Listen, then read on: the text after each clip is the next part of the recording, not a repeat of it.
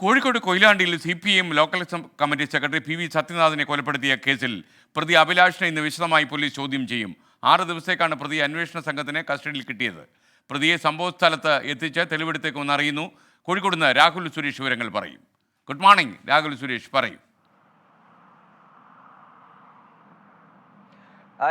Very good morning. ഈ സത്യനാഥ് കൊലപാതകത്തിൽ പ്രതിയായ അഭിലാഷിനെ ഇന്നലെയാണ് പോലീസ് കസ്റ്റഡിയിൽ ലഭിച്ചത്. 6 ദിവസത്തെ കസ്റ്റഡിയാണ് കൊയിലാണ്ടി ഫസ്റ്റ് ക്ലാസ് മജിസ്ട്രേറ്റ് കോടതി അനുവദിച്ചിട്ടുള്ളത്. ഇതിന് പിന്നാലെയാണ് വിശദമായി പ്രതിയെ ചോദ്യം ചെയ്യാനുള്ള നീക്കത്തിലേക്ക് പോലീസ് കടക്കുന്നത്.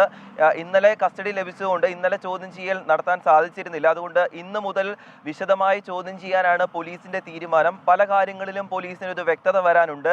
കാരണം കഴിഞ്ഞ വെള്ളിയാഴ്ച ക്ഷേത്ര ഉത്സവത്തിനിടെയാണ് സത്യനാഥ് കൊല ചെയ്യപ്പെടുന്നത്. ക്ഷേത്ര ഉത്സവത്തിനിടെ കൊല ചെയ്യപ്പെടാനുള്ള കാരണം എന്താണെന്നതാണ് പ്രധാനപ്പെട്ട കാരണം. ഈ കൊലപാതകം നടത്താൻ ക്ഷേത്രം തെരഞ്ഞെടുത്തത് എന്താണെന്ന കാര്യത്തിൽ ഒരു വ്യക്തത വരണം. അത് പ്രതിയെ വിശദമായി ചോദ്യം ചെയ്യാനാണ് അക്കാര്യത്തിൽ ഒരു വ്യക്തത വരികയുള്ളൂ. അതിനുശേഷം ഈ കൊലപാതകം നടത്തിയ ശേഷം പ്രതി സ്വമേധയാ പോലീസ് സ്റ്റേഷനിൽ കീഴടങ്ങുകയായിരുന്നു. ഇതിനിടയിൽ മറ്റാരുടെയെങ്കിലും സഹായം പ്രതിക്ക് ലഭിച്ചിട്ടുണ്ടോ, അതോടൊപ്പം കൊല ചെയ്യാനുള്ള കത്തി അത് വാങ്ങാനായി മറ്റാരുടെയെങ്കിലും സഹായം ലഭിച്ചിട്ടുണ്ടോ, ഈ കാര്യങ്ങളിലെല്ലാം തന്നെ ഒരു വ്യക്തത വരേണ്ടതുണ്ട്.